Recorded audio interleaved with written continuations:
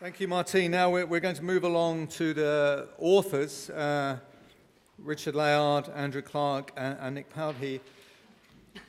Richard will come up first, but before he comes up, I'd just like to pick up on what Martine was saying about education and well-being. Richard and I worked very hard behind the scenes to try and convince Secretaries of State for Education that this is really important, and we were getting a long way with Nicky Morgan before she got involved in Trousergate.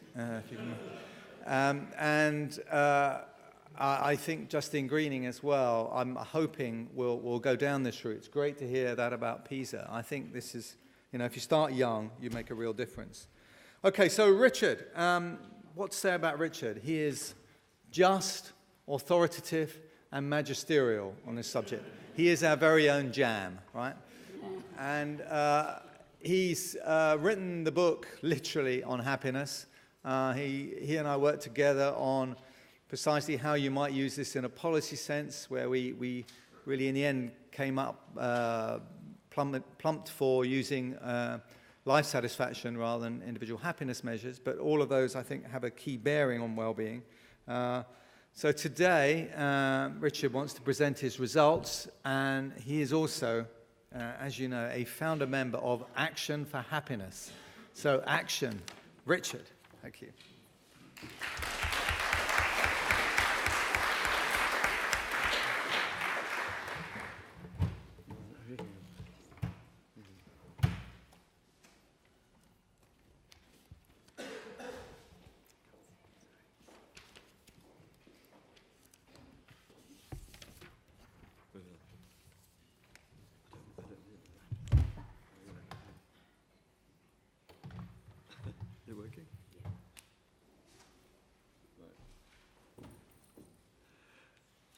Well, thank you, Gus.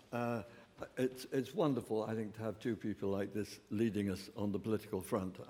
It's really heartening, and we're making progress, but we still face a challenge. And you mentioned Action for Happiness. When we interviewed for the director, one of the candidates had gone into the web to see if there was any other organization on the World Wide Web that had the word happiness in its title. And the answer that came back on his screen was, your search for happiness has produced no results. So we've got a long way to go. But I think we know what the objective is, which is to get policymakers to make policy on the basis of well-being. It's a wonderful news that the OECD are now phrasing it in that way. So policymakers need numbers if they're to make rational policy. And the aim of our book is to provide as many of these numbers as possible on how well-being is determined, and thus how you can think about policy development and policy analysis. So what kind of numbers do we need? Well, we need to know the effect of everything on well-being. And two things are crucial. First, we've got to measure it in a common currency. If we sometimes are doing one thing and sometimes another, we can't compare them. So we have to have a common currency for well-being, and we must also measure all the effects simultaneously. It's no good somebody writing an article on one thing and some on another with a different outcome and different controls. The aim of our book is to try and get a comprehensive map on a consistent basis of the determinants of well-being over the life course. So what is the common currency? We think it should be life satisfaction, and that is the number one in the ONS 4 and in the OECD recommendations. Overall, how satisfied are you with your life these days, measured on the scale of 0 to 10? We think that is the democratic way. Gus said something about this already. We're not relying on people like you and me to decide whether it's more important that they think their life is worthwhile or that they're not this or that. We let them make their own assessment of how satisfactory their life is. We also find that policymakers find this a much easier concept to accept as an objective. After all, they're quite used to asking their clients, are you satisfied with your health service or your garbage collection? So why not your life as a whole? And thirdly, policymakers would be well advised to target life satisfaction, because we've done a very interesting study done by George here of what determines the outcome of elections. This is using Eurobarometer data for European countries over the last 40 years or so. What determines whether the incumbent government gets a bigger or smaller share of the vote compared with what it got the previous time. And you've all been told it's the economy stupid, but actually it's not. This is what we find in Europe. These are partial correlation coefficients. Life satisfaction explains much more of the variation of the incumbent vote share than is explained by either economic growth, unemployment, or inflation, though those are important. So we think we've got a really good case to make here to policymakers, both a moral one and a practical one, if they want to get re-elected. So how do we think about the determinants of life satisfaction? Well, obviously, if you think about our own life satisfaction, it's determined by everything that's happened to us over our life course. So the life course has got to be the natural framework for thinking about this. Here's a very simple model of the life course. So the thing we're trying to explain is the one on the right-hand side, life satisfaction. And then it has proximate causes, immediate causes, from your current adult situation, income, education, employment, family, crime, physical health, and mental health. But then you could ask, well, how did the person get into this situation? Obviously, it was influenced by how they were by the end of their childhood. So we can focus on the three main dimensions of child development. And then we can ask, well, how did they come to be that sort of child? And we can go even further back to their parental background and schooling. So obviously, at all points there, you can imagine a policy intervention. And it's really important debate whether we should intervene more in one place or another. There's a huge support now for the view in the previous cabinet that life is over at 5, and all policy should be concentrated on that. It wasn't put into practical application, but that was a widespread view. Completely wrong, of course, and George and Andrew in particular will be saying something about that. So what we're going to do is I'm going to talk in very broad terms about the last, the right-hand side of this, the determination of life satisfaction by your adult situation, and a little bit by your child outcomes. Andrew will then say more detail about the same things that I've talked about. And then Nick will come in to do the left-hand bit, how your family's schooling affect your child outcomes. The evidence we're using is a mixture of cohort studies where you start right over on the left-hand side, follow them all the way through, which have mostly fairly small samples, and much bigger samples that we have from the household panel studies, which start with people at about 16, and that's the German, British, and Australian panel studies. And we also have the US BRFSS study, which has a huge sample, but it's not a panel, but it's a huge sample of adults, which we'll use for some of our purposes. Okay, so here's what we're trying to explain. That's a distribution of life satisfaction from extremely dissatisfied, completely satisfied. And there are two kinds of questions that a policymaker might ask here. He might say, well, tell me why is there this spread? And we would then be wanting to say, well, there are these different factors, and factor 1 explains so much of the variation, and factor 2 explains so much. And that's a very interesting question, because that begins to tell you what the big issues are, where you should be thinking about designing a policy. But when you're actually designing a policy, you want to ask a different question. You want to ask a question, if we did something, increase this person's income by 20%, how much would that shift them up this scale? How many points would that shift them up?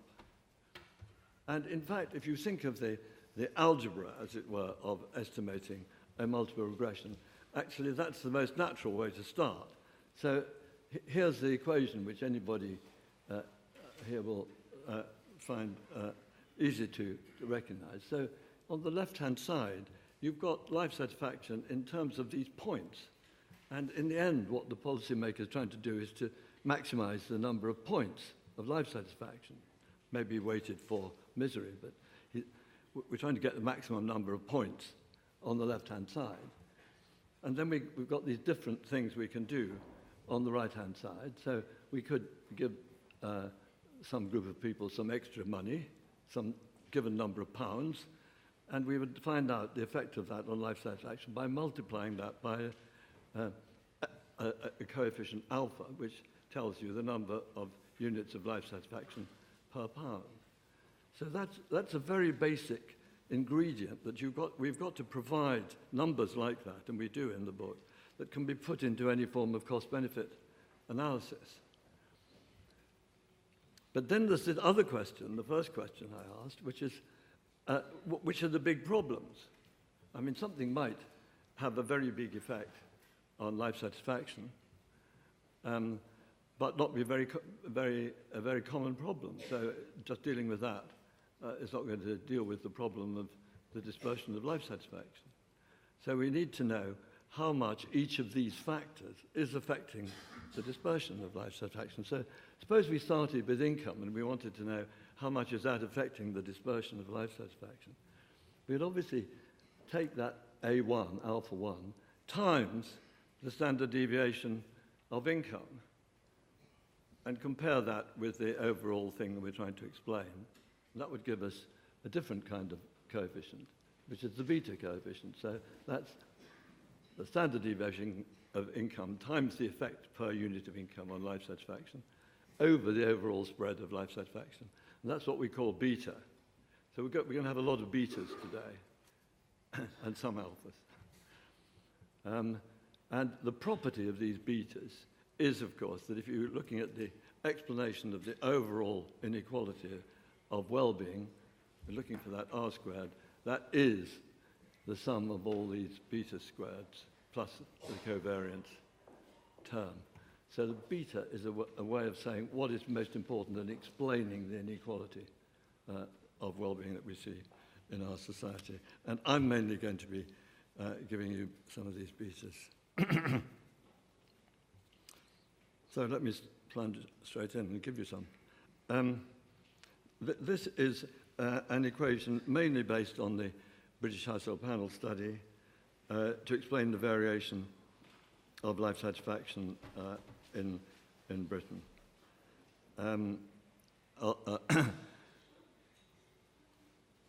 So income has some role, but you'll see the striking weight is being done at the bottom there by human relationships. Have you got a partner? And by your physical health, and above all by your mental health.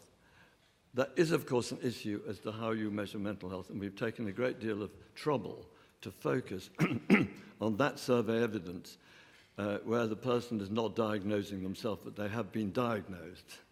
So this data at the bottom row is taken not from the BHPS, but from the Australian and American evidence, where people are recorded as having been diagnosed with clinical depression or anxiety disorders. But this is such a different picture from the one that you get among my parliamentary colleagues. This is not the world as they imagine it at all. And many of us here, Labour economists, have spent most of our life working on unemployment and poverty, and they're very important subjects, but we're discovering there's some other even more important subjects that are highlighted there. Now, you might say, well, our interest is not really just in increasing life satisfaction as a whole, but in reducing misery, defined as the people below some minimum level of life satisfaction. Let's call those people in misery. So let's see if it's different factors that explain whether people are in misery. Well, it's exactly the same ones. In fact, the right-hand column, which is an equation explaining the probability of being in misery, is almost exactly the same as the column which explains the variance of life satisfaction over the whole range. I think that is very, very striking. It's these are really uncomfortable truths. I mean, I had to discuss them on the Today program this morning. It is painful to say these things because you know it makes some people very angry. To say that mental health is a bigger issue than poverty is a really difficult thing to say, but I think we have to, because it just stares you in the face. So here's another way we can look at this. Let's continue to focus on people in misery and say, what would do most to lift those people out of misery, above that minimum level of life satisfaction? So we could imagine abolishing poverty, which is, roughly speaking, raising all incomes to the 20th percentile. And that would take out 0.5 percentage points out of the 10 percentage points of people in misery. Unemployment, of course, is an enormous evil, but it's a relatively small number of people who are unemployed. So that, again, has that effect. If we ended unemployment, it wouldn't deal with the whole problem, because there's so many people who are miserable, who are neither poor nor unemployed. And there they are. They're physically ill or suffering from depression or anxiety disorders. And you could go one final step and say, well, what would be the cost? But obviously, we can't abolish all of these things, but we can make steps at the margin to reduce them.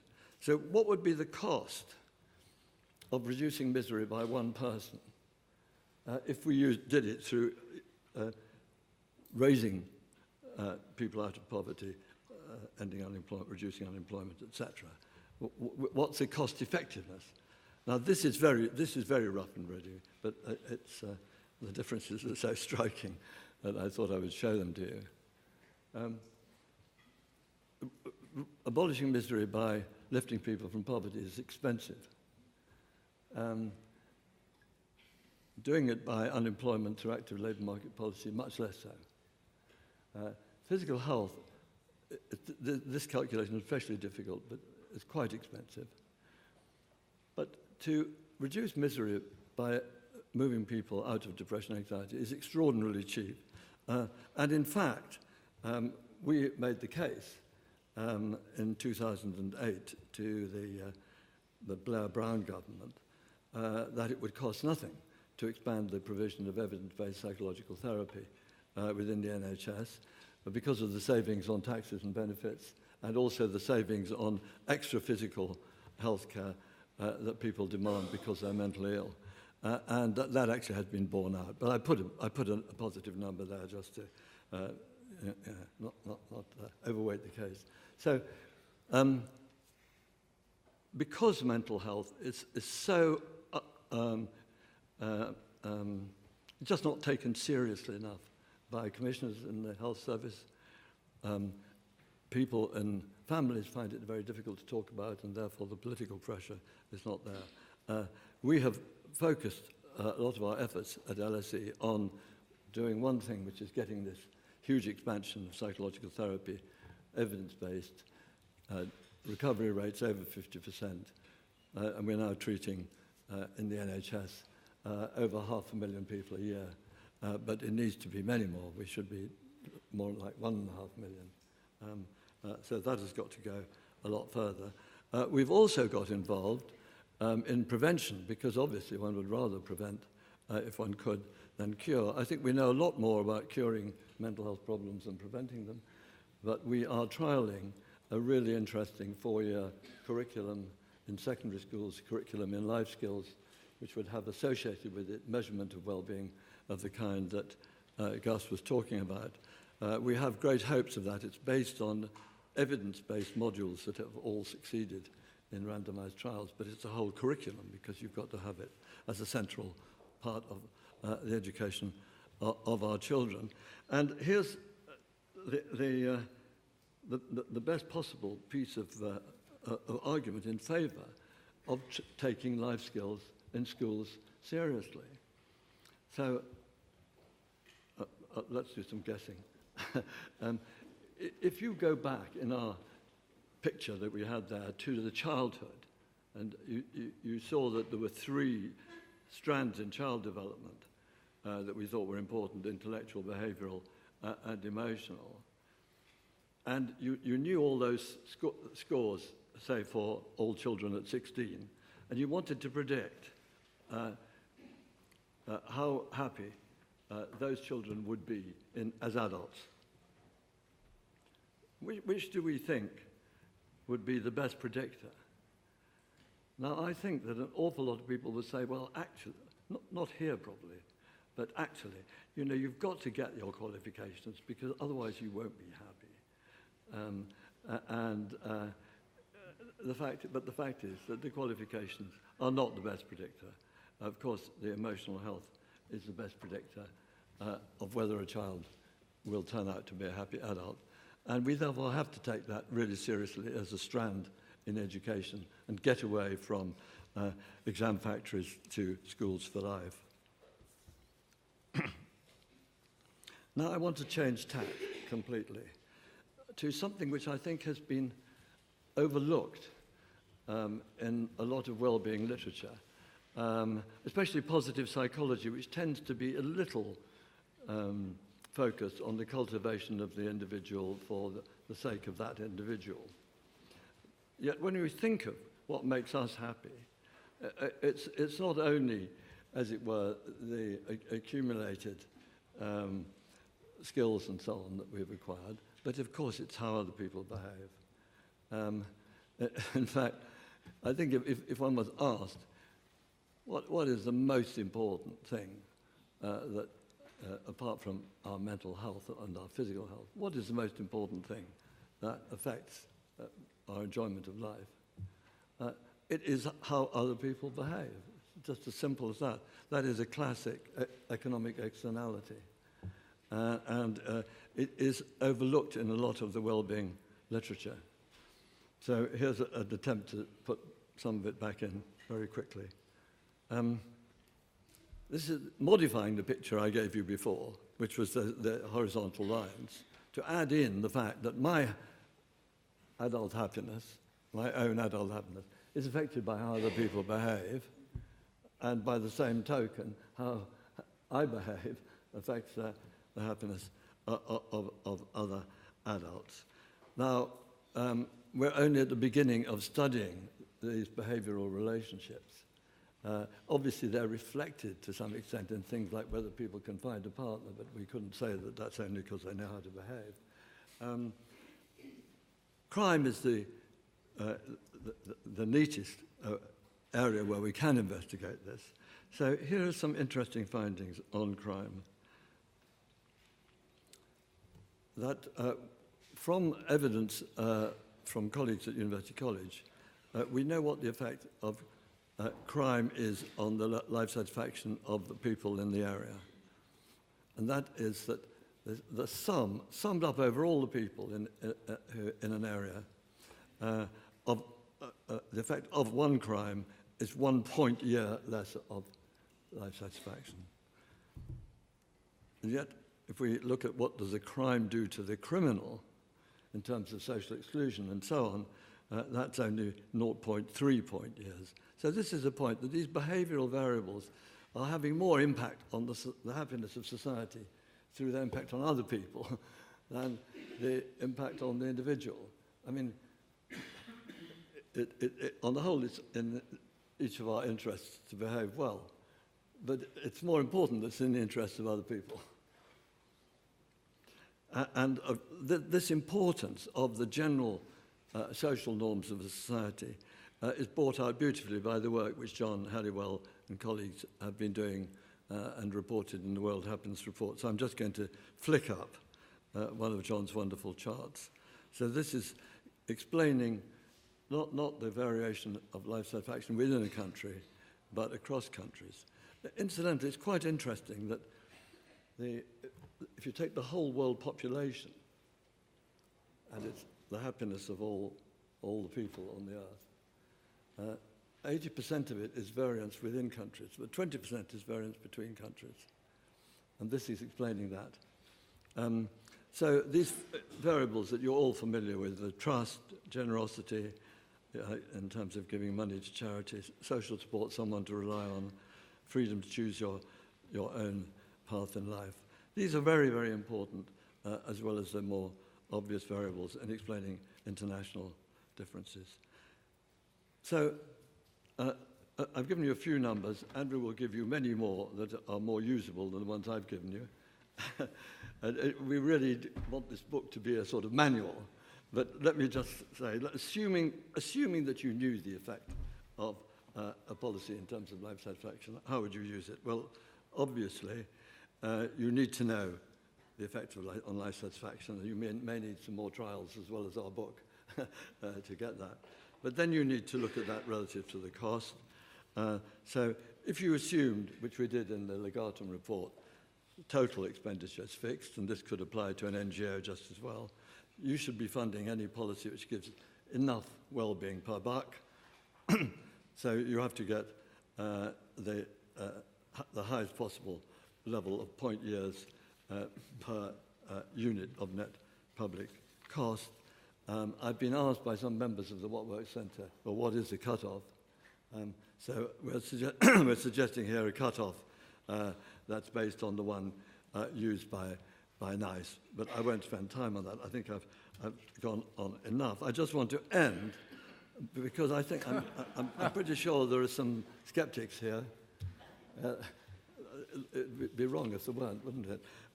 I think there are always skeptics. There are always inner skeptics in ourselves, or there are certainly embarrassed selves inside us when we talk about these issues.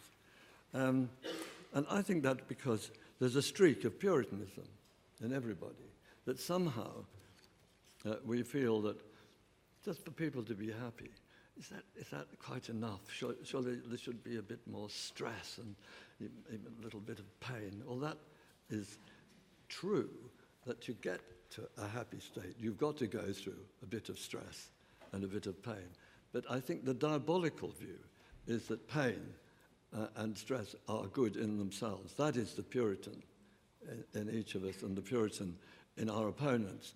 And I'm sure you know the wonderful definition of Puritanism by H.L. Mencken. Puritanism, the haunting fear that someone, somewhere, may be happy. Let's get rid of that. Thank you very much.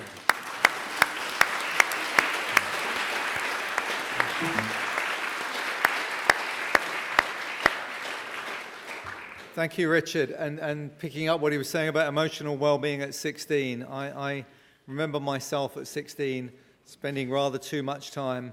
I was a very happy 16-year-old chasing footballs and girls, and as a result, didn't quite spend enough time on my A-levels. But I am grateful to Nick and his University of Warwick that took me in and taught me the difference between my R squared and my elbow. Now, at that point, I'll hand over to Andrew, who's going to fill in the bits that Richard started off. Andrew, over to you. Thanks very much, Gus.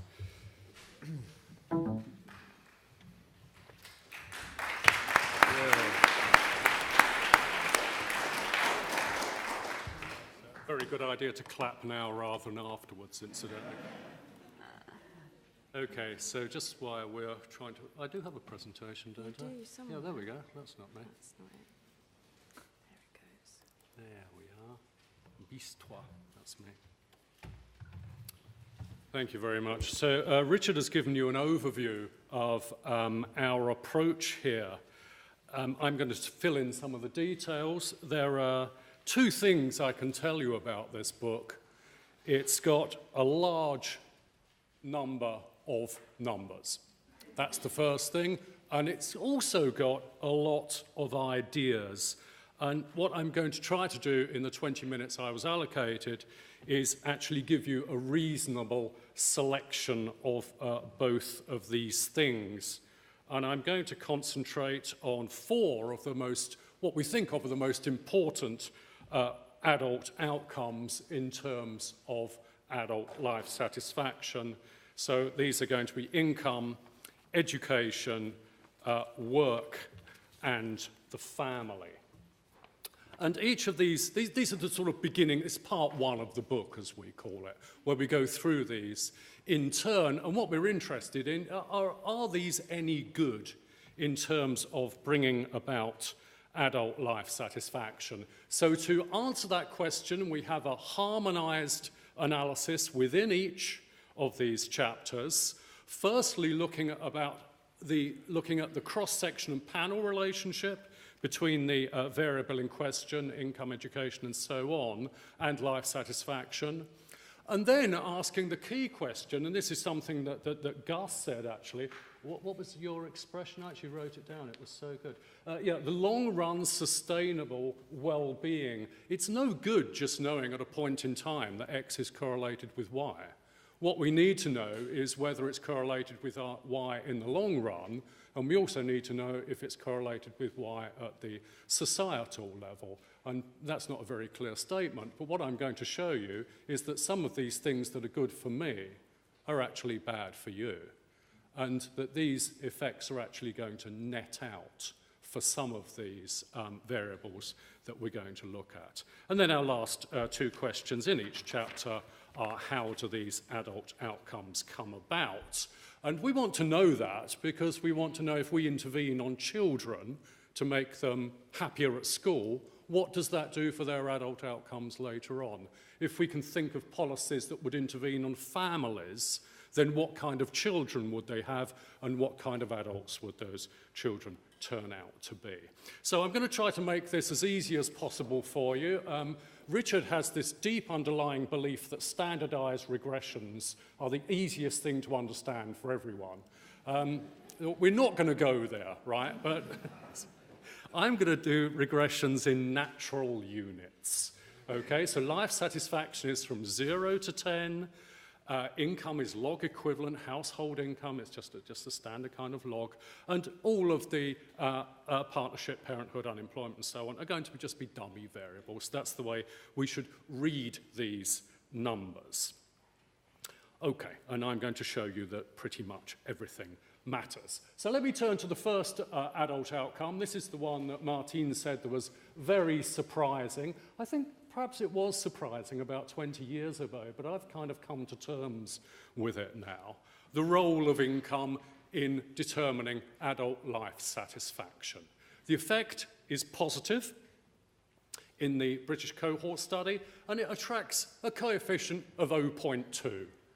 You should all be very impressed by that figure, right? 0.2, right? Okay. What that means is that if I were to double your income, your life satisfaction would go up by 0.2 times log 2. It's about 1/7 of a point of a life satisfaction point. So that's actually a return in happiness terms, but it's not a particularly big one. That's a cross-section statement. Now, the BCS, the British cohort study, is not particularly unusual in this respect, in that we get the same kind of coefficients from the other 3 large panel data sets we've systematically looked at in this part of the book, BHPS, SOEP, and Hilda. On average, in the cross-section, we get a coefficient of 0.2.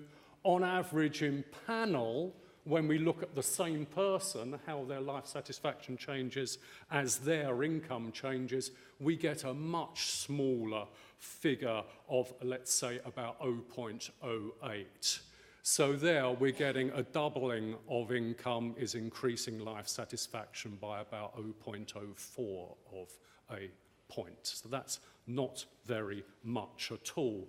The panel figure is lower than the cross-section figure for the standard kind of reasons that comparing me to you, there are aspects of my childhood, of my schooling, of my upbringing that you don't know about. Things like the school I went to, the teachers I had, my birth weight, how my parents behaved with me, and these are the kind of things that Nick's going to be talking about where we look at a much better data set to pick these up.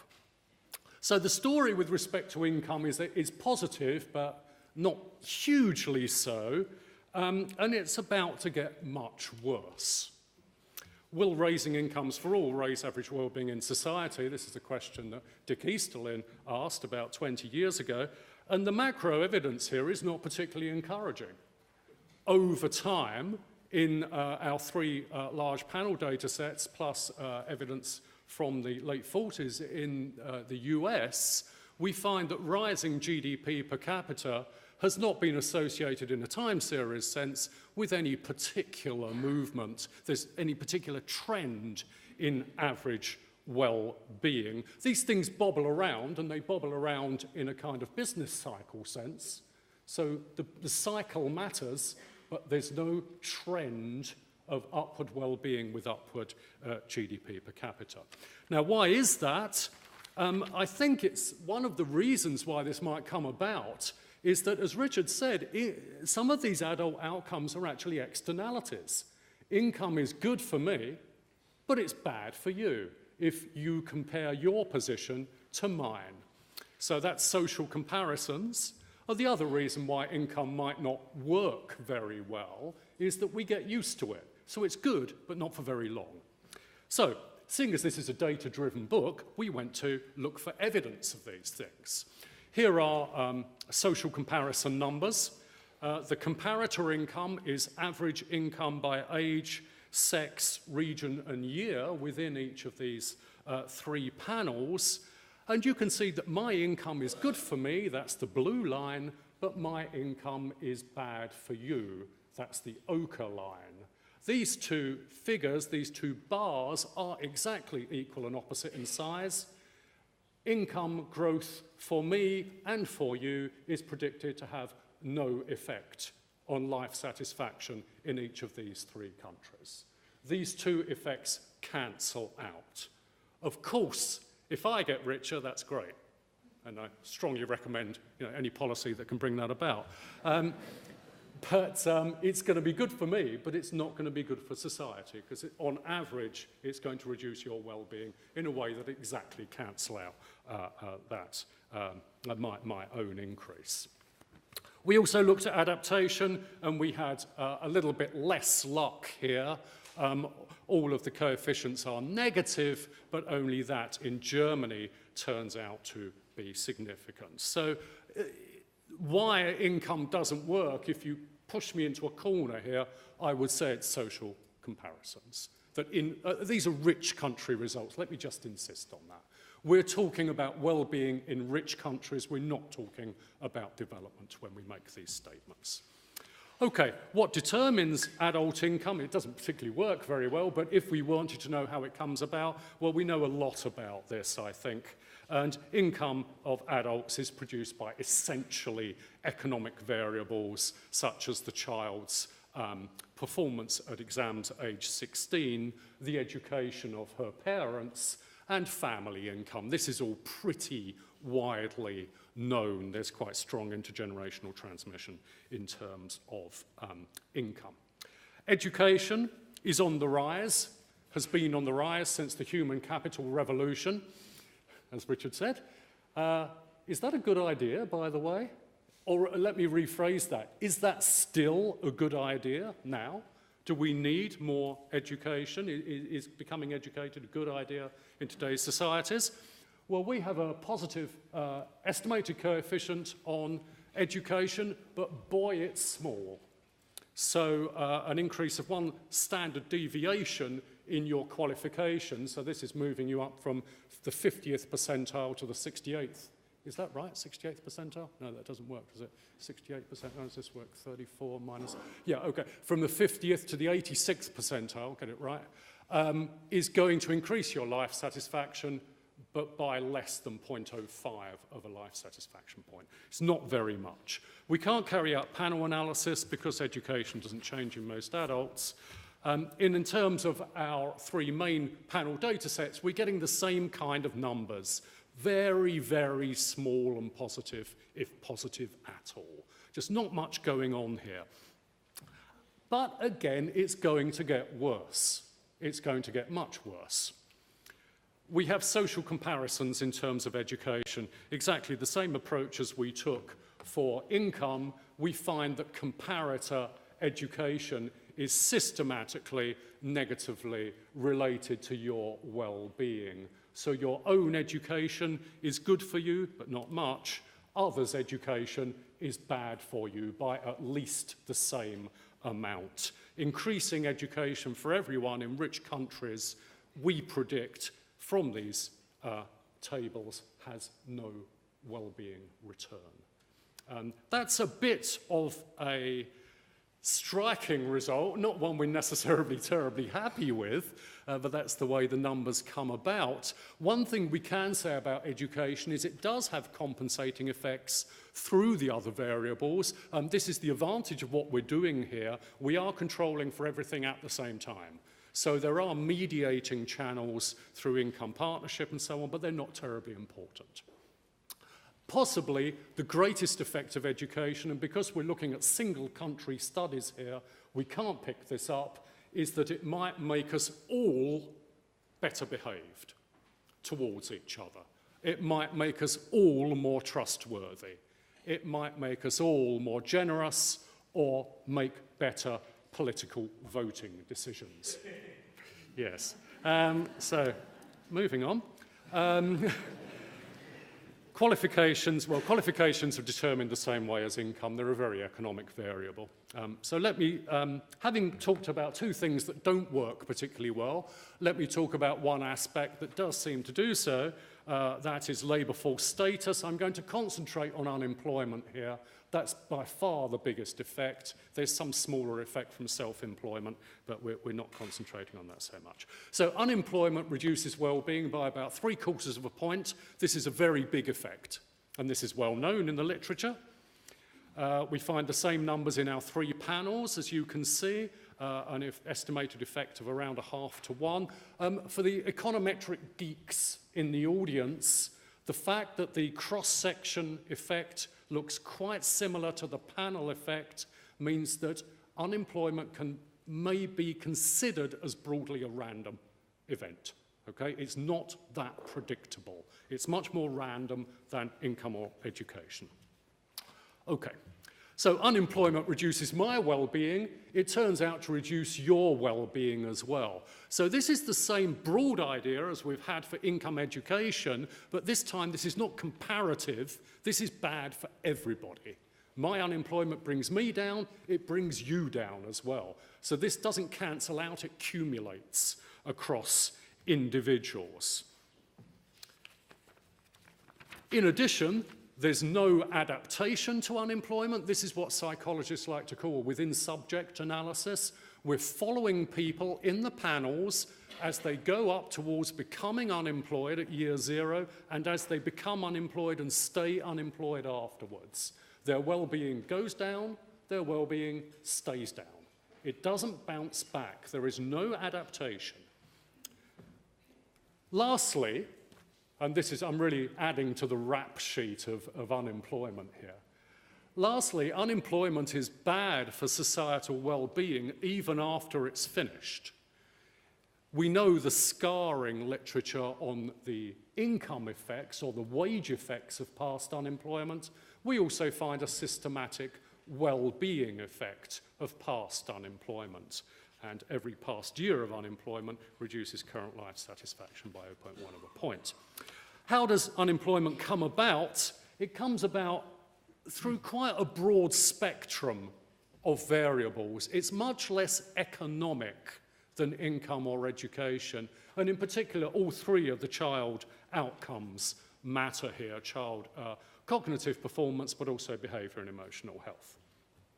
Okay, let me finish with the rather critical question of whether your partner and your children are making you happy. Being with a partner is estimated to increase well-being by about 3/4 of a life satisfaction point. So it's about minus unemployment. In other words, it's big. These are quite big numbers. Having children is much more disputed. It's smaller and may essentially be 0. You can see those numbers again in our 3 panels. All of these are smaller in panel than they are in cross-section. What does that mean? It means that happy people are more likely to end up with a partner. So if you're miserable, you're going to end up alone. Is that one of our policy conclusions, Richard? I don't remember that one. Anyway, children, we just can't find systematically large effects of children, except in Germany, where we have something a little bit bigger going on. Adaptation. So is family good for you in the long run? Well, partnership is. We find a positive effect which does not go away over time. So that's rather good news of us for those of us who are in relationships. You go up and you pretty much stay up, unless you're German again. So if you're British or Australian, that's good news, I suppose. Separation, we find complete adaptation. This again is a within subject analysis following people in the 4 years before their separation, and then the 4+ years after separation. You go down, you come straight back up again. And widowhood, we find the same kind of bouncing back. Children are a great idea, okay? Thinking about having children is a very good idea. Having them is a good idea for up to 12 months. See, what we don't have here is 20, 30, 40-year-old children when you are sort of aged and senile and need taken care of. So our big hope is this actually does become positive at some point. We need to wait. We'll be back here in about 25 years, I think, Richard, and we'll do the sort of 60 years of the SOEP, and we'll see whether children are a good idea. We'll let you know. In terms of the determinants of partnership, again, this is a broad spectrum of variables. It's not only economic. Again, we've got all 3 of the child outcomes matter, as well as parental involvement and family breakup. Actually, something I should underscore here, and I'm almost done, Gus, I know I'm over time, is this guy here. Father's unemployment turns out to significantly predict every single one of our adult outcomes. We think of father's unemployment as being a labour market thing. It turns out to affect almost all adult outcomes. I thought I'd just throw that one in there. Okay, so our conclusions are that changing adults affects their well-being, changing children affects adult well-being, and changing families affects adult well-being as well. This is our go at a summary table. This shows you the effect of the variable on my life satisfaction, but also the effect on others' life satisfaction. As you can see, income nets out to 0. It works for me, but it doesn't work for you. Education nets out to negative. That's our best guess at the moment. Unemployment is a terrible thing, not only for you, but also for the people around you. Crime is of the same kind of size, as Richard said earlier. It has that cumulative effect. So if I were to look at this table and say, what should we do to improve adult life satisfaction, I would probably hit on unemployment, partnership, and, of course, mental health.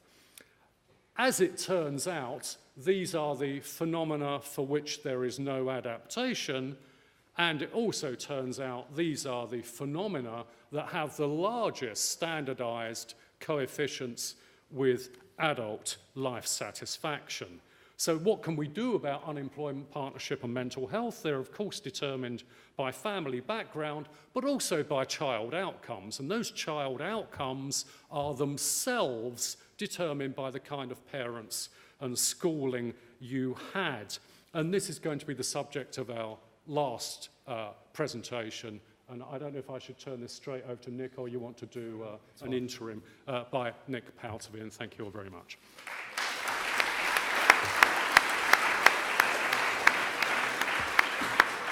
Thank you.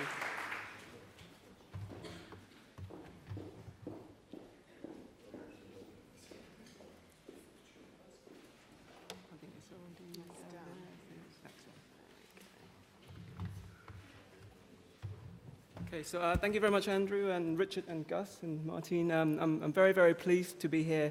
I actually started this work with Richard about 4 years ago, and I'm just so pleased that it's coming to a conclusion today, almost, that we're actually having a book out soon. So my focus of this entire book is to basically join work with George and Sarah and Andrew and Richard, is going to be on childhood, which is the first part of this big encompassing model of life course of well-being. And with particularly focus will be being on the emotional well-being of children. And you might be wondering, why should we care about the emotional well-being of children? Well, there are two main reasons. And the first reason will be in the context of the book, which is basically when we're looking at what predicts adult life satisfaction, the emotional well-being of a child measured at age 16, a one-standard deviation change of that explains the most compared to all the three main childhood outcomes that we focus on. So as you can see, one-standard deviation change in emotional health of a child at age 16 explains about 0.09 standard deviation of adult life satisfaction, compared to qualification at age 16 and the behavior. But that's also another main reason for why we want to look at childhood emotional well-being. And that's because we don't really measure life satisfaction of children. I mean, so we have to look at kind of day-to-day emotional health of a child. And I guess the reason can be summarized in a cartoon which I saw, I think in one of Dick Easterlin's presentation many, many years ago. And this cartoon was about 10 children in kindergarten with a teacher trying to get the children to sing, I think actually John's favorite song, which is if you're happy and you know it, clap your hand. And all the kids were clapping except one. And there was a caption of that cartoon says, "Peter is happy, he just doesn't know it." And I guess that's the kind of reason why we want to try to analyze. Since we can't really measure children's life satisfaction, because it does take some kind of cognitive evaluation of their entire lives of well-being. We actually use the other kind of data set to try to resort to this. And so for the emotional well-being outcome for children, we use what we call short mood feelings questionnaire, which is either answered by the mother of the child or the child themselves when they're 16. But for anything earlier, we use measures from the SDQ, or Strength and Difficulty questionnaires, that is reported by mothers. For behaviors, we also use Strength and Difficulties questionnaire. This is also mother-assessed. And then for the intellectual, we have a different points of time at age 16, which is GCSE points, Key Stage 2 at age 11, and then local school entry assessment. So in the book, you can find that we have estimates for each of these stages, but for the presentation, just for completeness, we're just going to average the effects of each early life circumstances on these outcomes. That's average between 5, 11, and 16. So moving on to the big question, what matters most to child's well-being? So the focus that we're trying to do in the book, I think there were 5 major focuses. So the focus is on the poverty, the family incomes of childhood environment, mothers and parental work, parenting style and parents' mental health. We also focus on this family structure, whether the parents stick together in a family conflict, and also the schooling. So let's start with the economic factors first. So as you could see, looking at the average these are the betas, standardized beta coefficients, average across 3 life stages at 5, 11, and 16. So I should mention also the data comes from ALSPAC, which is an Avon study. So these are the children who were born in the 1990s in the Bristol area. So starting with family income, a 1 standard deviation change in family income. So everything that you see here comes before we measured the child outcome at each different stage. So family incomes, on average, explains emotional well-being about 0.07 standard deviation. It explains a lot of the standard deviation or the variation in the intellectual performance at each stage. So as you can see, family incomes is important, but probably more important for intellectual performance of a child. Consistent with Andrew, father's unemployment comes in negative, but not as big probably as if you were to experience unemployment yourself in adulthood. Mother work first year, as you could see, so this is the measure of whether the mother returned to working within the first year of having a child. We didn't see much of a difference. It doesn't explain a lot of the variations in either one of the three outcomes that we have. Although for the mother to work thereafter seems to be quite moderately important to child's intellectual performance afterwards. So the message you can get from here is that family incomes is probably register as one of the most important things or economic factors to child's intellectual performance, but perhaps not as much to child's emotional well-being. Now, if we were to move on from the economic factors to the factors that are present within the family, we looked at parenting style, which is parents' involvement. This includes the activities that the father and the mother engage with the child, cognitively stimulating activities. As you can see, in fact, parental involvement has more of the correlations with child's behaviors than the intellectual performance itself, but also some moderate correlations with emotional well-being of a child. Parental separation, conditioning on family conflict, doesn't seem to correlate much with all three outcomes. Although, as you could see, family conflict registered as quite negative in terms of child behavior. The average effects of family conflicts across ages 5, 11, and 16. Aggressive parenting style, you can probably moderately correlate that with being very, very disciplined, but this is probably much more harsh. So this includes things like yelling at your child, or even, I think it was one of the questions which is very, very rare in the aspect, which is whether you slap your child or not. But that's probably quite extreme. But it's highly negatively correlated with behavior. But we don't really know whether causality runs one way or the other, because as you can imagine, if you have a misbehaved child, you're going to be much more disciplined as a parent.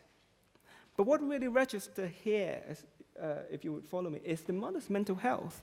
If you really care about child's emotional well-being, it is mother's mental health that measured during childhood that explains the largest correlation, or registers the largest correlation with emotional well-being of a child.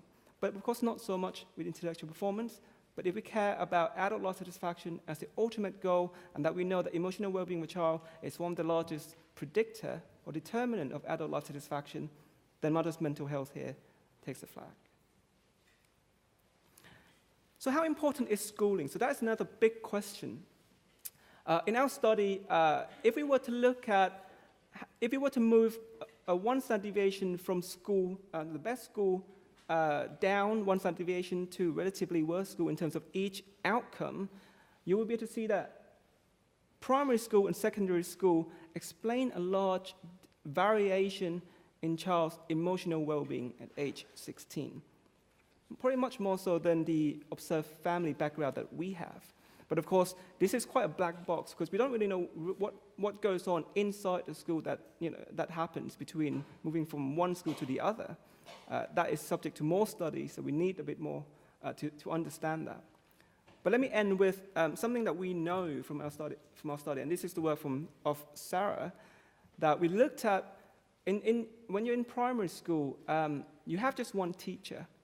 And what that allows us to do is we can run what we call a teacher's fixed effects, which trying to answer the question, how important is each teacher to a child?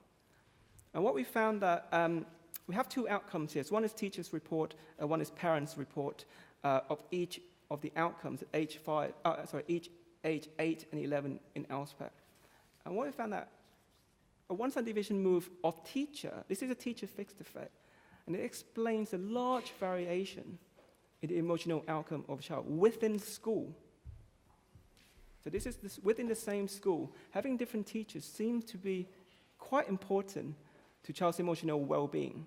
But of course, the teacher's report, and there's also a parent's report, which has smaller numbers. So the true estimates might lie somewhere in between of that.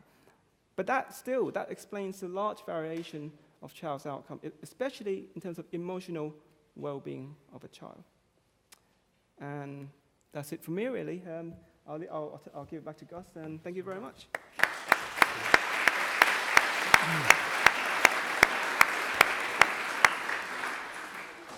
Thank you. Now, we've heard from our three authors. Now, Martine is going to give us her reflections on what she's heard and the work, and then we'll open it up to everybody. We've got a mic here, and I'm assuming we'll be handing around the mic. Yeah, Martine, you have a couple of slides. Can we? I have a couple of slides. I don't know if they can be uploaded.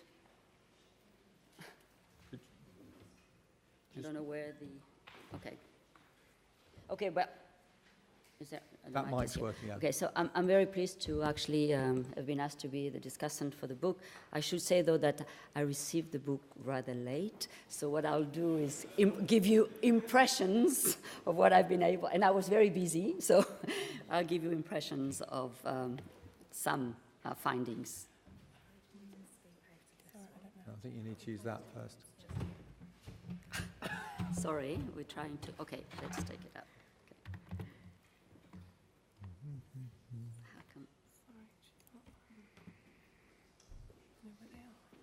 No idea. Okay, 1 second. Sorry for that. I think the person was in charge. 2 seconds, I'll be back. She's gone.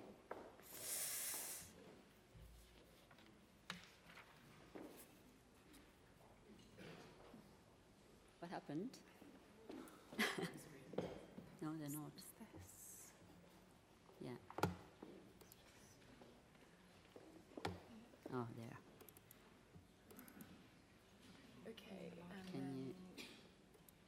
Okay, all right, so we managed it. So let me start by really congratulating the authors for this book, because I think we already mentioned that, but this is really essential work that is being produced here. And in particular, as I mentioned already, is that really we need this sort of evidence that can move us from measurement to policy, and coming from the fact that most of the studies that we've seen so far have been conducted on cross-sectional analysis.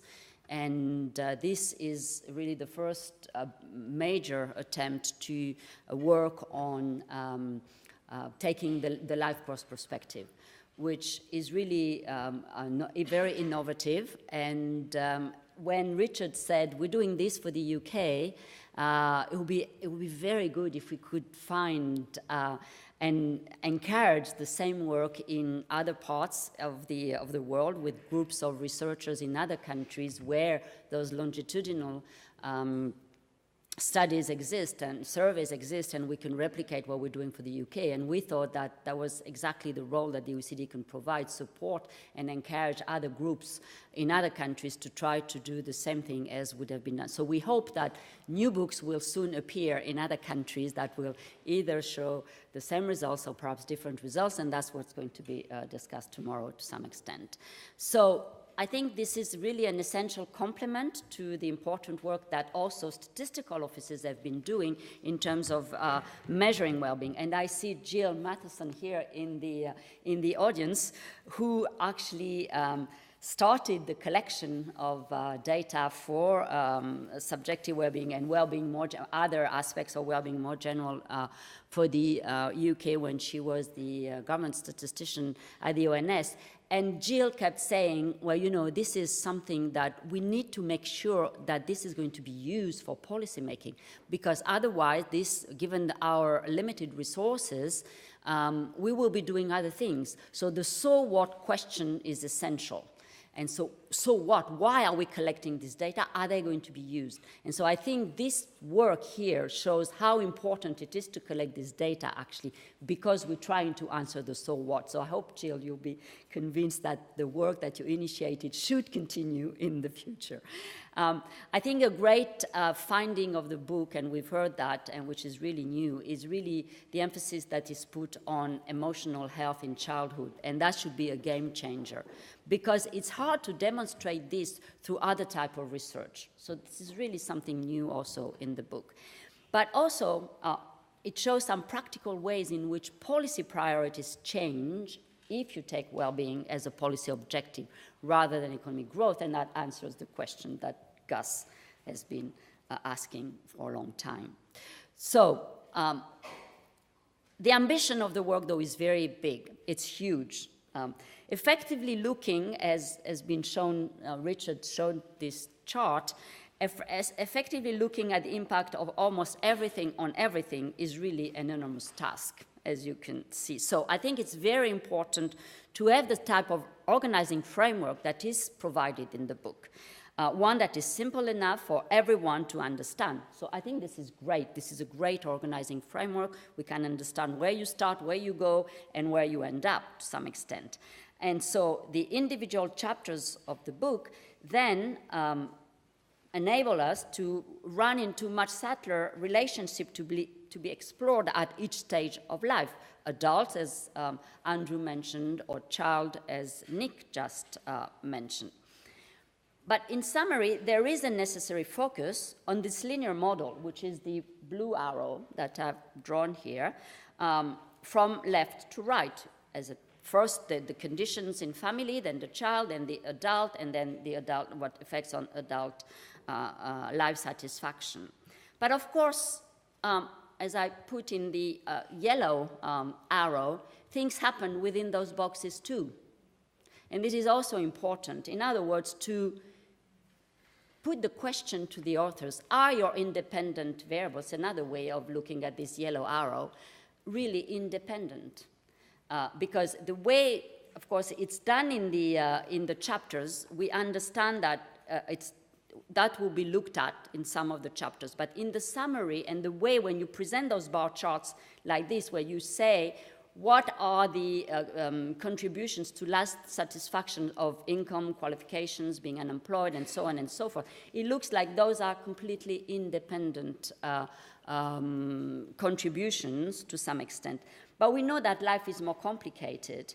And the chapters make that very clear, so don't take me wrong. But I feel that the summary perhaps could be misunderstood to some extent, and perhaps that's something that you want to consider. Because there are, as I put it there, mediation and moderation effects that when you put things in this way, they may not be completely visible, if you see what I mean. For instance, mediated effects can be very important since the sequencing matters. The qualification that you have earned at some point will have an impact on your income later on. Or moderation is also important for two reasons. For instance, if you want to know if all groups of people will be affected in the same way, or there are protective factors also that matter.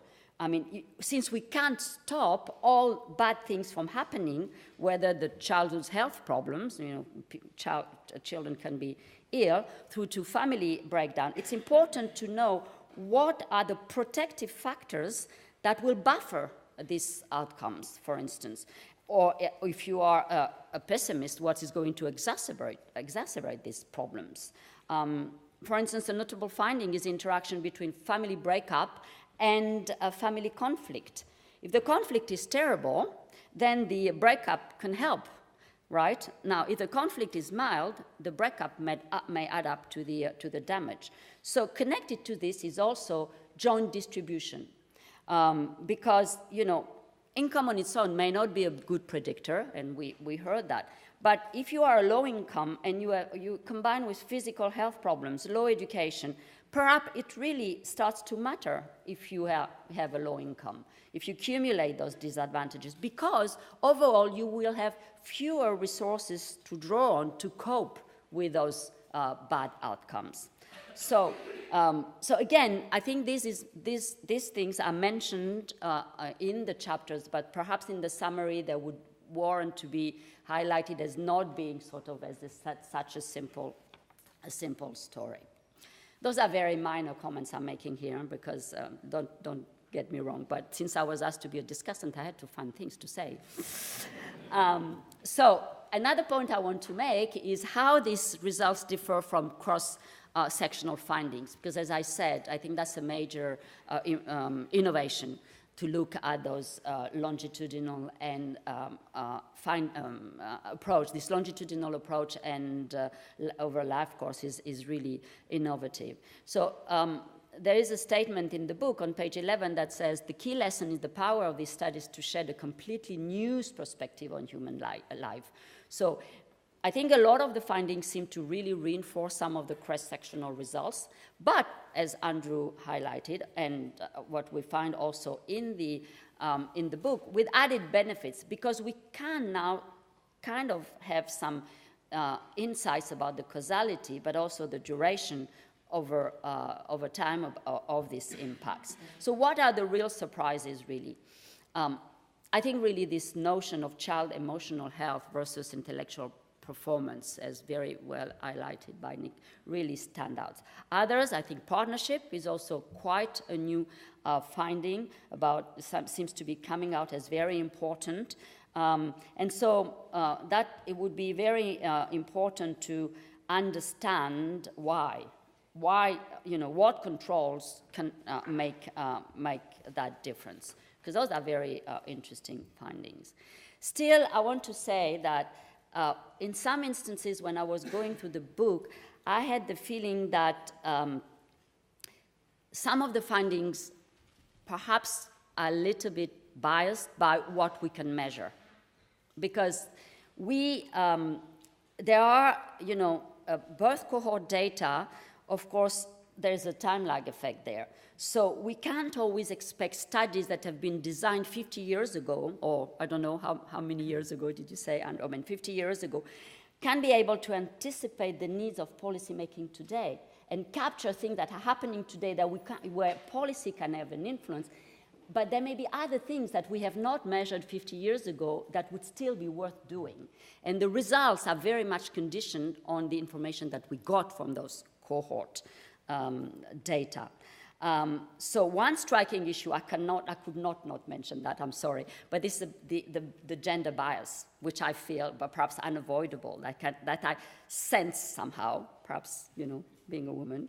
The important role of mother's health matters more. But that's simply because that was measured. Was mental health of father really well measured in this data? That's a question that I was asking to myself. So if not, then this is not really a fair comparison, because we put the burden on the mother as opposed to equally on the father. The role of working moms as well is juxtaposed with fathers' unemployment.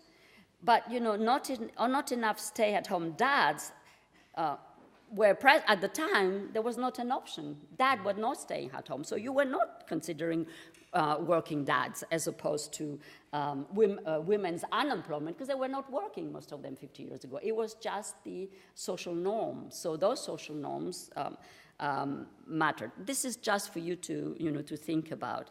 Other things I think are missing, simply missing.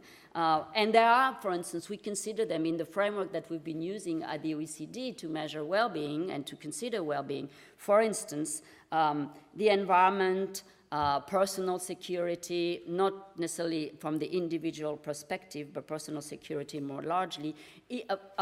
Income is considered, but not wealth, for instance, where we know that wealth is a buffer for many things, and all other sources of capital as well do matter, but they're not captured. So we don't know whether we need to act on those based on those studies. So it's not the last word on it. Intellectual performance as measured currently, in the British court study, I would argue, is not very well measured. So the way these results are presented as offering insights and some very important findings, but not the last word on it, I think is quite important, because I think present the thing we know, but versus the things we don't know to some extent, and that's important to say. So my point is that this is this is giving us some insights on the way forward, like can any study do everything? Probably not. So going forward, I think when we design data collections, we should really think about how to improve our general social survey so that we can, in 20, 30 years from now, answer the question that we would like to answer, but also combine with non-survey sources of data. Coming from where I come, I think having the right information, the right data is very important. Let me finish with two last remarks on the policy implications. The book gets into policy implications, which is very important, and I'm not going to elaborate on education because I think that we got a lot of things that we can draw from education, from emotional health, and the fact that, often we say education is to solve all the problems, but it's often mentioned in quantitative terms, GDP, income inequality, saving the planet, and so on. But we don't always look at what's maybe more important, which is or at least we haven't seen much on the emotional health of children. But I think it would be interesting to go beyond just the school, beyond emotional health of children and beyond these new avenues of influence, such as, suggested schools and so on, to perhaps elaborate a little bit more in terms of policy. So what else? What do we have to do in terms of education? There's a great part of the book that is on the policy side that talks about cost-effectiveness analysis. Richard mentioned that. I think this is a big vision, and that's very important to think big, how to do better those cost-benefit analysis. But we also have to realize that the data there are enormous if we want to do that right. So perhaps we should consider in the first space and first stage some smaller incremental changes that could be more palatable, as can we say that if we want to convince policy makers, familiarity breeds consent, so convince them that it is important to do it before we go directly to the big picture. In terms of policy implication, two other things. Andrew talked a lot about this aggregation issue. I think if you are a society and saying, well, what's good for me is bad for my neighbor, and I aggregate the two and I get zero, and so it's not important. I think there are other things that surely should be considered part. The principles, some values in societies, such as distributional justice, principle of doing norm. It's not just enough to just A and B, and that's A plus B. There are, the context and the societal values and distributional and justice issues perhaps are important there. There are big issues still to be ironed out here.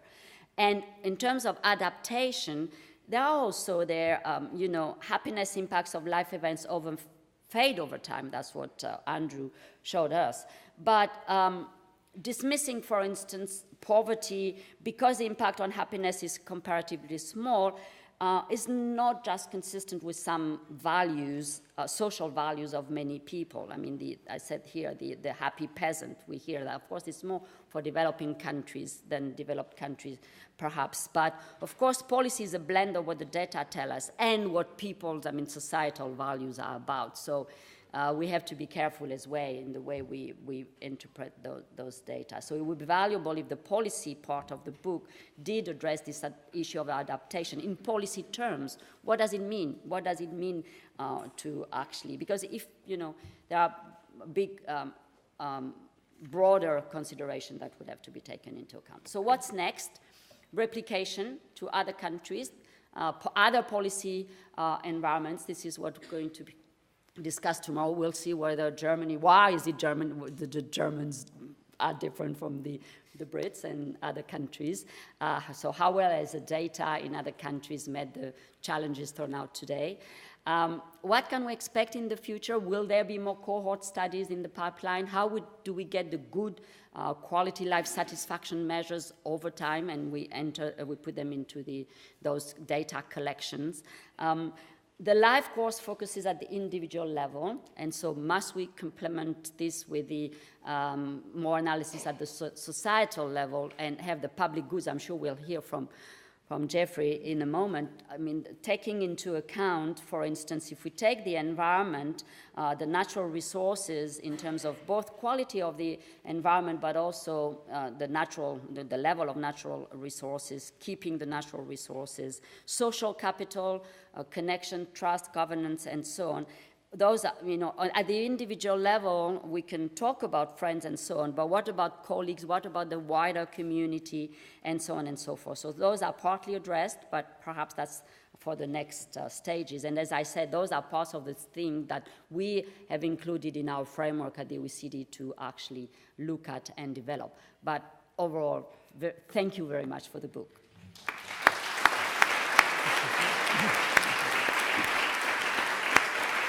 Brilliant.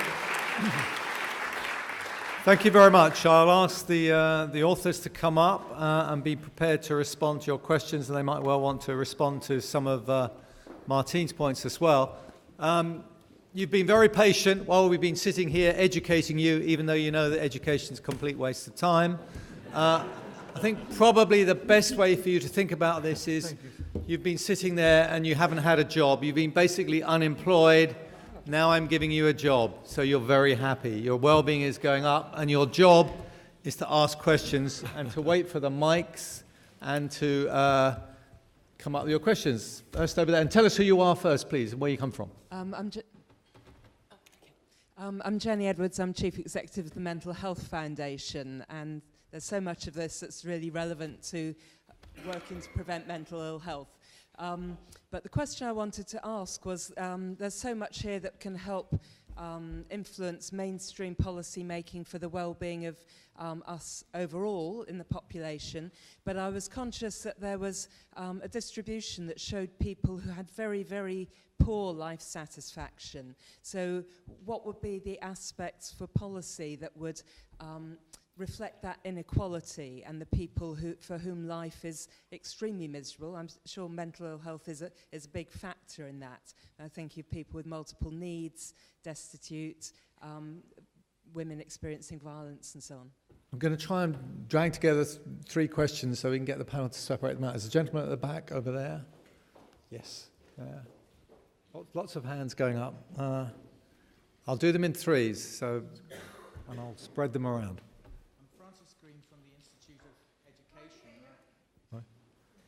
That's because the mics... Is it on? No. There you go. Put it close to your mouth, yeah, please. Okay, my name is Francis Green. I'm for the Institute of Education, and I thought I should speak up for education because it's been a bit of a rap today. Okay, keep it short though, because we want to get as many Very questions short, as we can. Very short.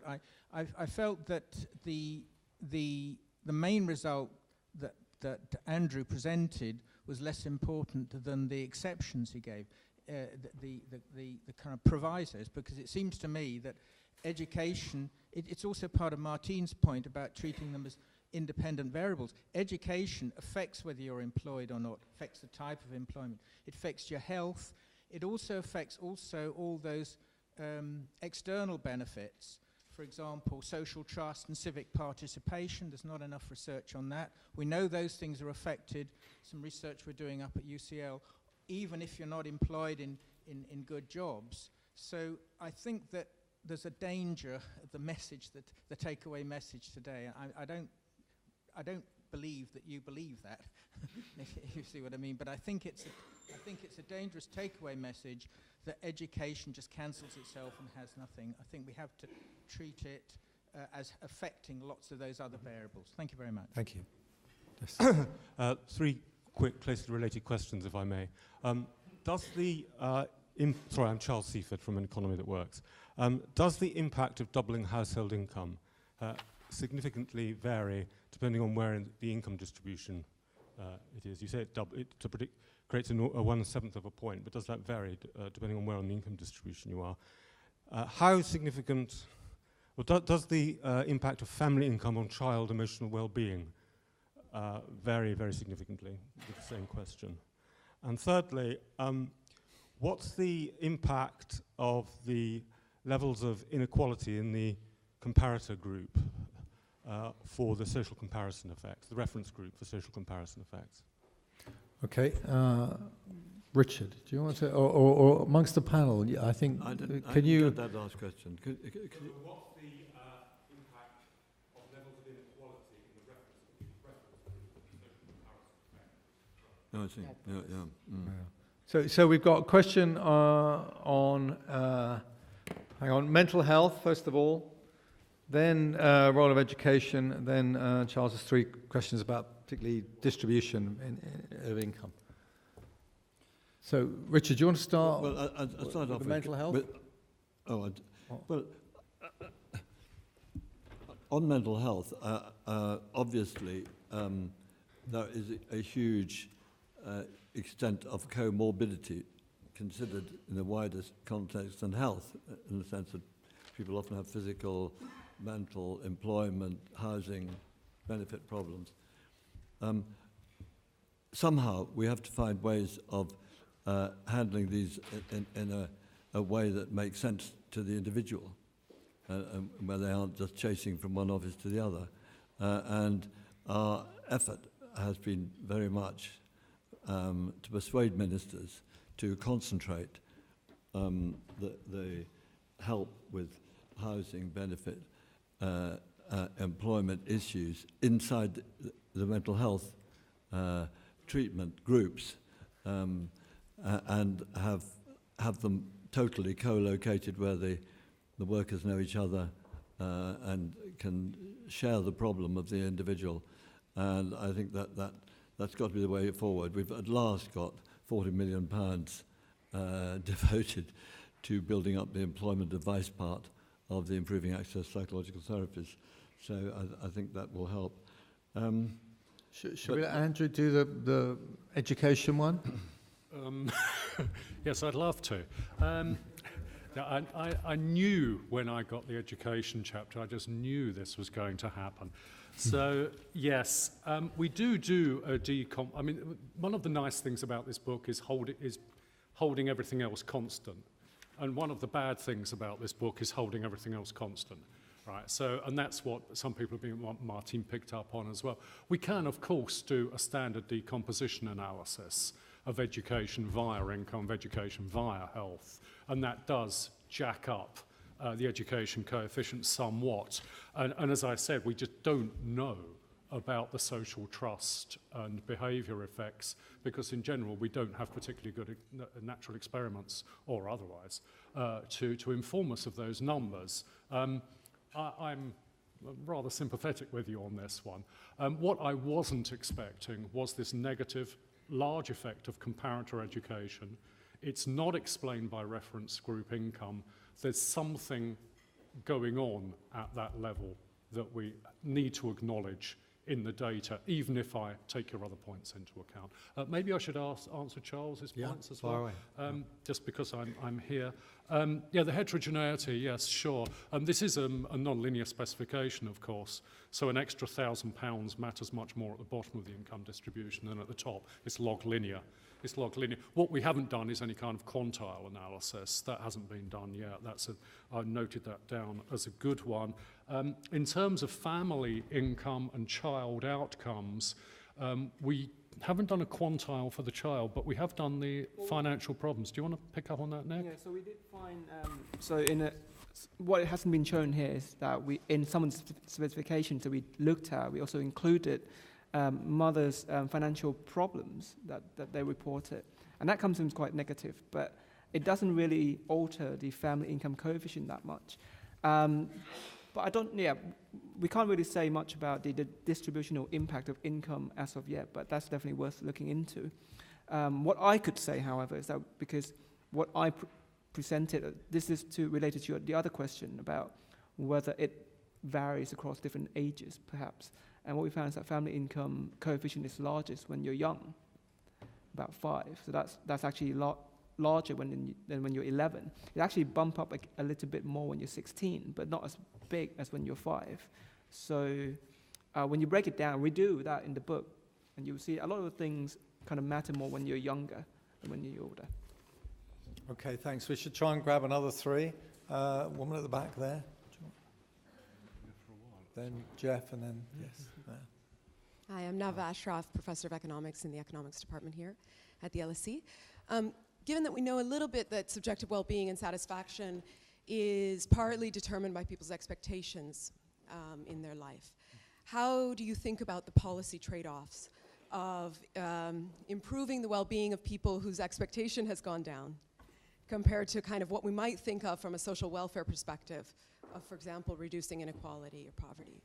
And part of this is motivated by some randomized controlled trials where you improve some economic well-being, but actually, because you've increased people's expectations, you actually decrease their satisfaction. So that's the trade-off for policymakers. I'm wondering how you think about that. Okay. Jeff. I think one of the very exciting parts of this whole research agenda has been to expand the number of domains that affect well-being beyond income. But I'm quite uneasy about a result that pushes income out of the scene entirely. It just seems to me extraordinary and counter to everything that I observe around the world over the last 40 years, that poverty is not a joy, it's a burden, that economic development improves well-being in many ways, giving more leisure time, more security, more freedom to do things, to explore one's environment and so forth, and that rises of income are not purely offset by envy or by that comparison. So I find it, I have to say, unbelievable. And it causes me to worry, perhaps, about the fundamental question of, are we measuring something meaningful here? Because I love measuring subjective well-being, but if the conclusion were that what one observes, I think in many, many ways, that people strive for a higher income because of the benefits that accrue to it, which are very real, and yet that doesn't score in any way in this measurement. Maybe people do report being happy because that is their state, but they really are better off by being happy and having higher income and more leisure time, but it's not coming through the way these questions are answered. One thing about the Cantrillan ladder, which strikes me as a desirable way to ask the question, it says, it asks you to compare your life compared to the best you can imagine and the worst that you could envision. Maybe that would elucidate a different kind of response. So I'm really asking Richard, do you credit this that income doesn't matter? Or do you see that as maybe worrisome for the meaning of the left-hand side variable here? Thank you. Hang on, third question there, and then I'll take that one at the back, and then we'll answer them. Yes. So I'm Judy Kuryansky, and I'm a psychology professor at Columbia University and also at the United Nations. Thank you, Jeffrey, obviously, is there. And Martine, you spoke at the 2012 Bhutan high-level meeting. My question relates to what you're doing here. Congratulations on your book, has very relevant to what's going on with the World Agenda and the new Sustainable Development Agenda at the United Nations in these two ways. Having been the partner of Ambassador Otto from Palau when we were successful on the intergovernmental level in getting mental health and well-being into Goal 3 and Target 3.4, there are two things that I would like you to address with regard to the way forward. One is that indicators. We don't have indicators for the Sustainable Development Goals in the new agenda related to well-being, which is such an important issue and extremely major in terms of the future of all the work that's being discussed here.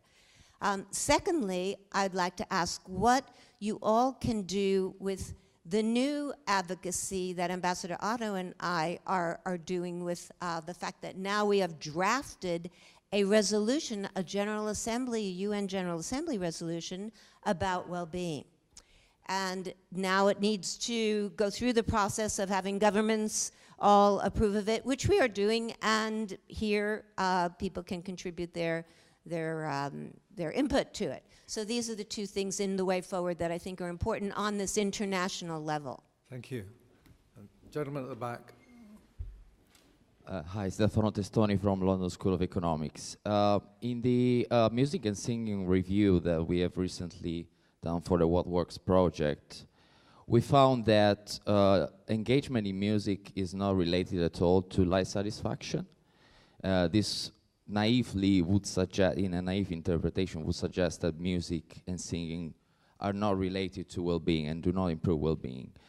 However, they are related to more experiential measures of well-being, and this is consistent with a common sense that if you like music, you know that this makes you feel well, and so my question in the end is, why do you think engagement in music does not appear to be related to life satisfaction? Why do you think does it not come out in a correlation?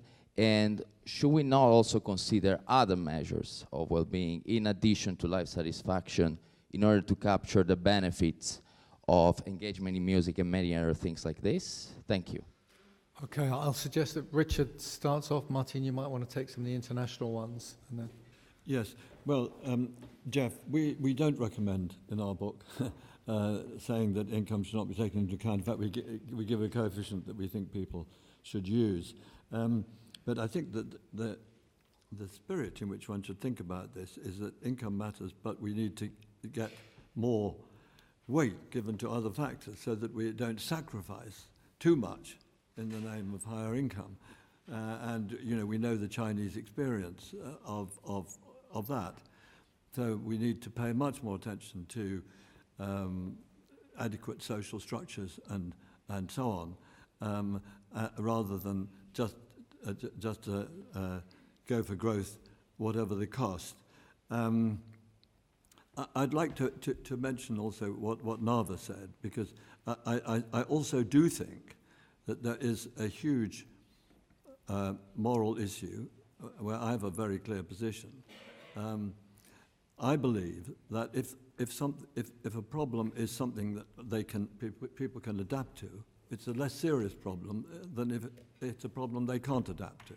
So people can't adapt to chronic pain. They can't adapt to intolerable noise. They can't adapt to mental illness.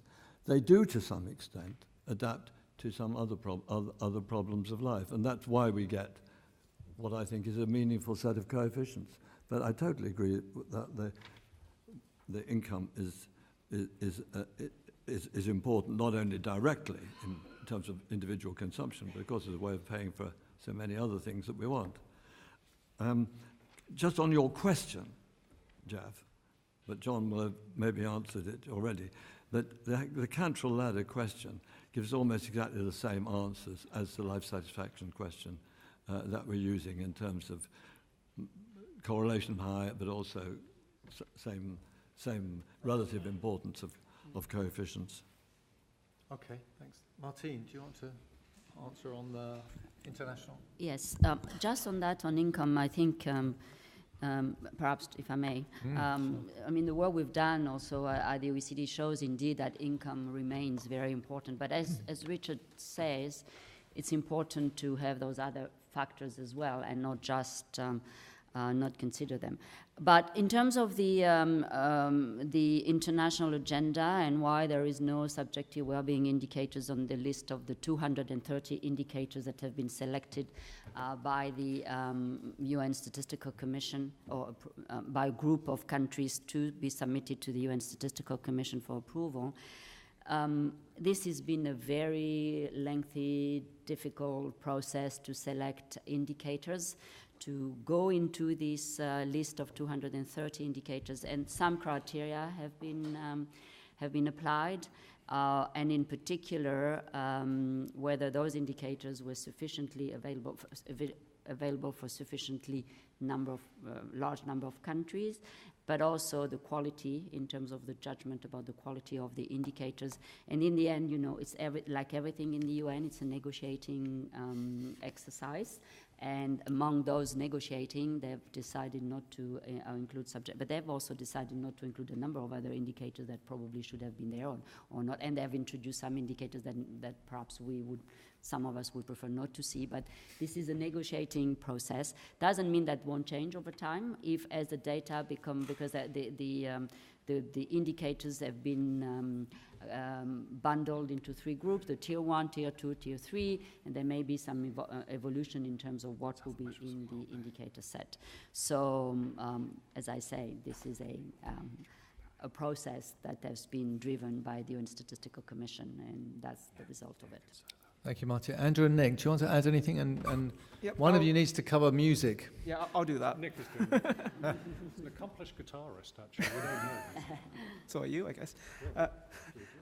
Just to address your point, you're completely right that there could be other measures of well-being. So in our book, we're focusing on life satisfaction as the main outcome, but obviously there are daily emotional experiences and also meaningfulness as the measure of outcomes. Of course, many of the determinants of these 3 are quite almost similar. There could be other things such as music, as you raised, that might not raise life satisfaction, but might raise positive emotional experiences.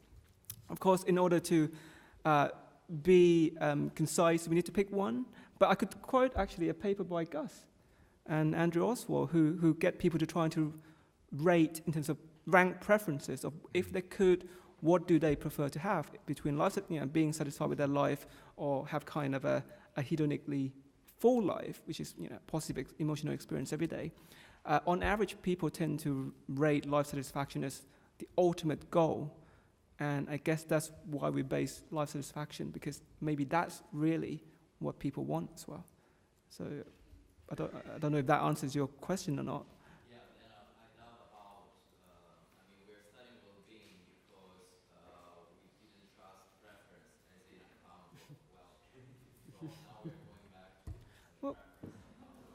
Well, we need to make judgment on why we need to pick one over the other. Of course, we like to study them all if we can, and I think that's what we do as well.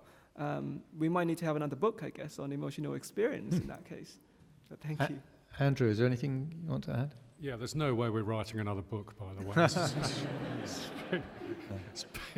I mean, the truest line in this book, if anyone who's read the version, is in the acknowledgements, which I said line 1 is something like, "This has been a very long process." It really was. No, we would like to look at other measures of well-being, and we do when they're available. In the cohort studies, they're just not.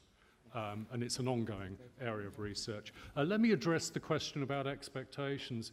If we think that well-being is a comparison of outcomes relative to expectations, so it's already relative, if you like, in some sense, then should we have a policy for outcomes, or should we just have a policy for expectations? I mean, as you know, the British have been in terminal decline since about 1780, which explains why we're such a happy bunch of people, because we never expect anything to work, and it doesn't. So, that's just fine. Slightly more seriously, there was, some analysis of the well-being gap between the genders, and of course gender is great because it's sort of exogenous, is that men and women just have different expectations about what's going to happen, particularly on the labour market. And an analysis of that shrinking gap is that those expectations are now becoming more realistic across the sexes, and that has had the effect of reducing women's life satisfaction.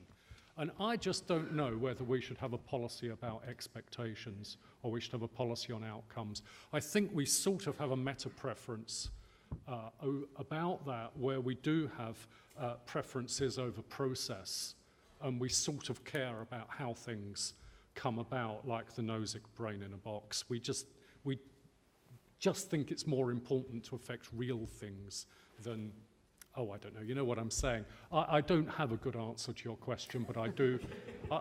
Is it lunchtime yet? No, okay. Well, okay, at this point the chair has to intervene, because I do have an answer to your question, which is we actually discussed this on one rather important variable when I was working with Gordon Brown and Ed Balls on setting up independent central bank and talking about what the target for that independent central bank should be, target set by the politically elected. Then the technocrats go and deliver it by setting an interest rate.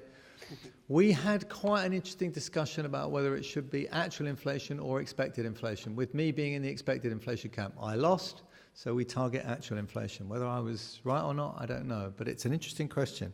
So I think we do care about sometimes expectations rather more than outcomes. But I think your point is a very important one. I'm sorry, there are lots and lots of questions. We don't have time to get to them because I was told to stop at 1:45. I have already gone over 10 minutes.